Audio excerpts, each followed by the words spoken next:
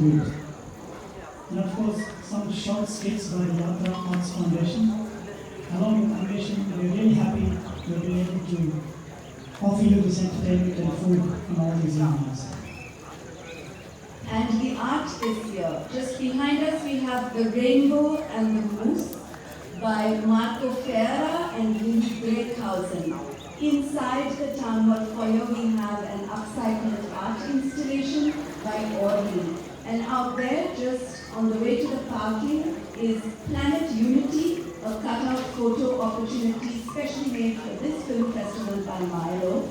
In the video room of Sampradhat Sudadin is Julieta Köhler with an art installation that's inspired by the Corpse Ride. So we want to just say a big thank you to all the cooks, the performers, the artists who have all donated generously of